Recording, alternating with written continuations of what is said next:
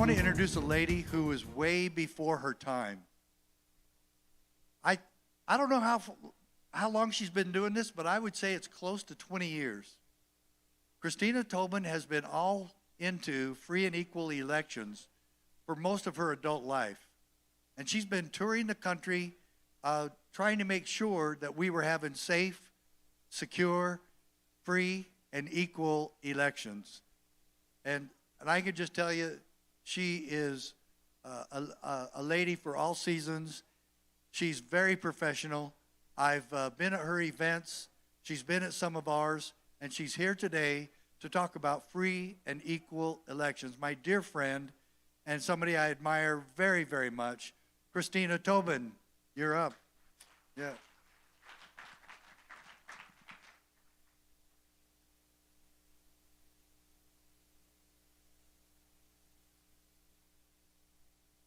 Can we get this mic up?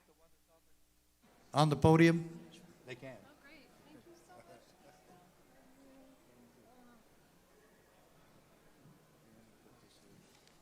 Yeah, just in case.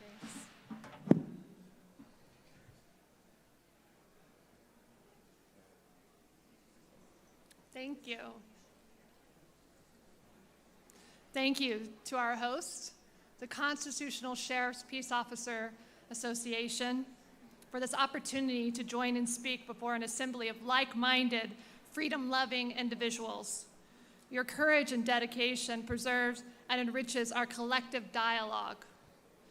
Today, we unite to share ideas and visions that, thanks to organizations like yours, continue to inspire communities nationwide, ensuring our voices lead the way towards a freer future. Thank you, Sheriff Mack, for your friendship for an entire decade and the insights you shared this morning.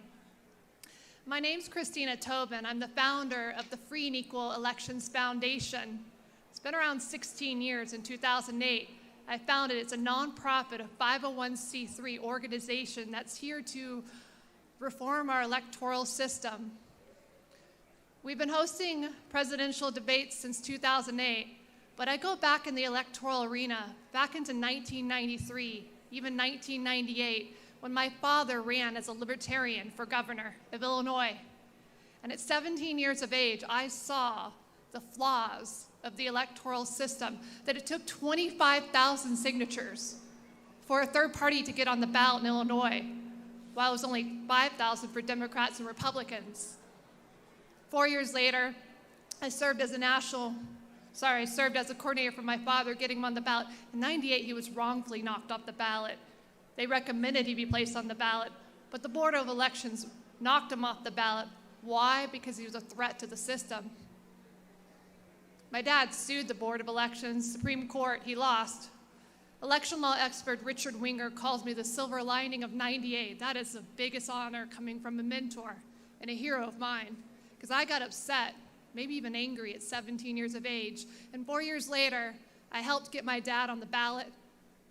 For a decade, in the Chicago Board of Elections, I helped candidates across the spectrum to date, millions of signatures to get candidates on the ballot. I was a national coordinator for Ralph Nader, independent in 2008. Got him on the ballot in 45 states plus DC. This year, I was hired by American Values, Robert F. Kennedy Jr. Super PAC, and getting them on the ballot, doing ballot access in several states. Free and Equal Elections hosted its first nationally televised debate in 2008. C-SPAN aired it. It was moderated by Chris Hedges, Pulitzer Prize-winning journalist Chris Hedges. In 2012, Larry King and I co-moderated. Broadcast legend Larry King co-moderated the presidential debate, Free and Equal's presidential debate, that is, reaching tens of millions of people and top 10 trending on Twitter. 2016, my friend, I miss him, Mr. Ed Asner, and I co-moderated Free and Equal's presidential debate of the Mary Tyler Moore Show, Lou Grant. In 2020, I moderated 3 presidential debates live during a lockdown year. This year, Free and Equal Election has kicked off a presidential debate series. We have already held in January our first Democratic presidential debate. In February, also another debate. These debates each cost us over $250,000, which we were successful in fundraising, and we have raised the bar. I wanted to take a moment and welcome one of the candidates that was at our Democratic presidential debate, Gabriel Cornejo. Please join me in welcoming him.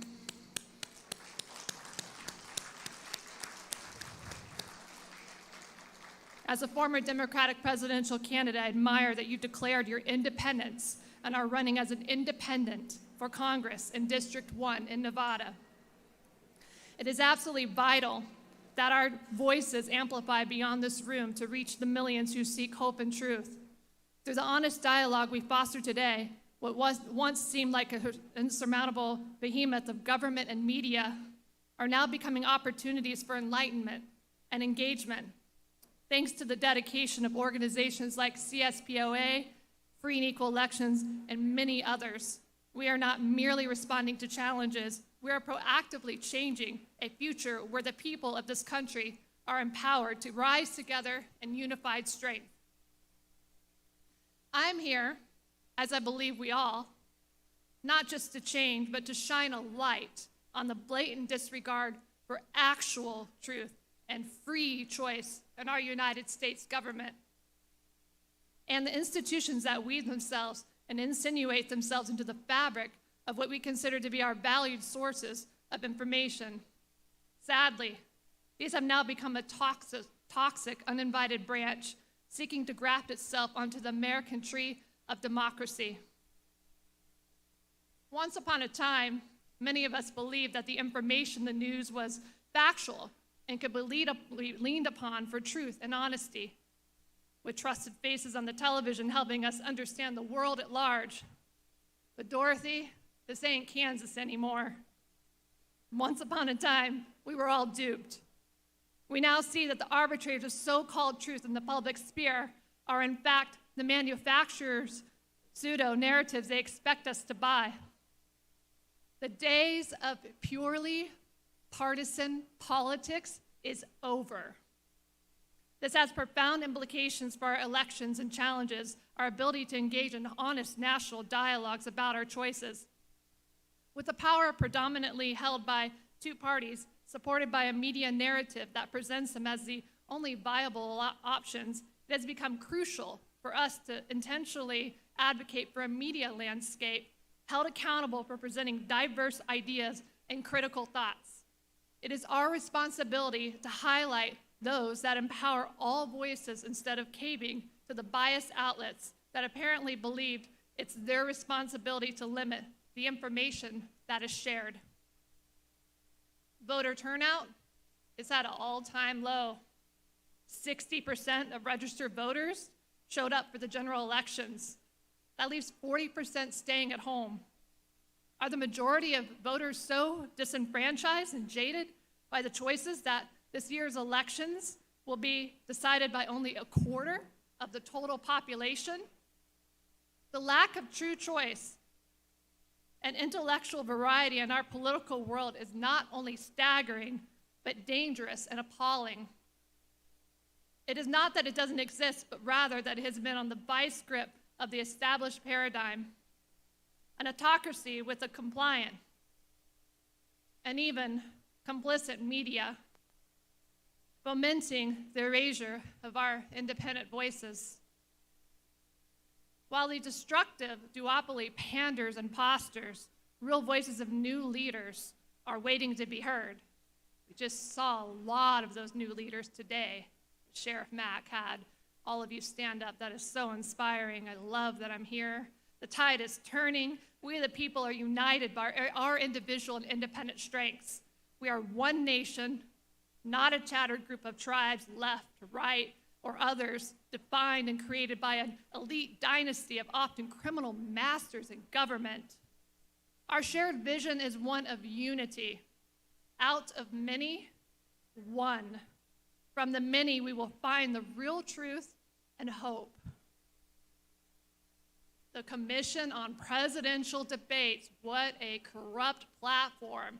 Created in the early 70s, really, the League of Women Voters originally created the debates And the League of Women Voters, the Commission on Presidential Debates stole it from them in the late 70s. I agree with the League of Women Voters. They have stated that the CPD has perpetuated a fraud on American voters. The CPD has perpetuated a fraud on the American voters. I don't see a commission on presidential debates happening this year for many reasons this audience is very aware of. Those we heard in the New York free and equal elections debate this year was at Chelsea Television Studios, the home of Jon Stewart, The Daily Show, our debate in January and February. And those we heard in New York at our free and equal elections debate this past January, February, showcased a variety of intellectual freedom we can have as we throw off the shackles of red and blue, left and right, R's and D's. This isn't Sesame Street. This is about the future of our nation. Let's embrace multiple views without contention. We may just find that polar opposites have more common ground, that is, than we once believed. My fellow debate moderator, an American Samoa delegate winner, Jason Palmer, went so far to ask for a little more at the debate. He asserted that the socialists, libertarians, and Green Party candidates all found viable ground. That kind of thoughtful interaction and cooperative dialogue without the fanfare of name-calling and theatrics gives our public the ability to see a side of politics that isn't like watching a bad reality show. Politics at this point has become more of who do we blame as opposed to how do we fix this. At our debate, we use the cumulative format created by the League of Women Voters. That format engages the conversation between the candidates. It's not about the moderators, it's about hearing their ideas. It's those ideas that bring about the solutions. There are no problems, only solutions. We are all human, we all succeed and fail, but not having valid options that is in front of us for those that wish to leave us in limbo. Raise your hand if you're ready to break out of this catatonic lull of tired platitudes and worn-out cliches. Let's move our country back to a place where reason and logic mean more than team colors. Our founders cautioned us that truth is self-evident, and if we want a free and equal country, then we need free and equal elections. I say free and equal elections not just because it's my life's work, but because it's what the American people deserve. A chance to be heard, a chance to stand up for themselves, through representatives that hold their values and principles above the mire of the political swamp. I want the people of this country to have the ability to choose freely, be it a choice that I detest or a choice I champion. The greatness of our nation is foundation upon which it was built, that we are all blessed to have the freedom to find our own happiness, and that happiness comes with choice. Without freedom and equality, we are lost. The cabal between media and government has led to exactly what free and equal elections has been fighting since its inception in 2008. 2000, I lose track of time, 12, 14, 2008 is when it was founded. It's that long ago, 16 years ago.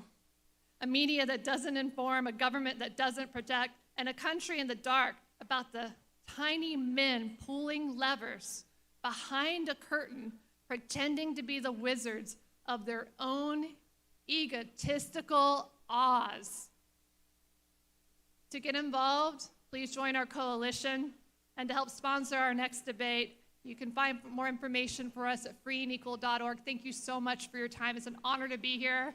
As a female speaker, I have to say I am honored to be here and learn so much from all these gentlemen. Thank you. Again, production, the whole team, thank you.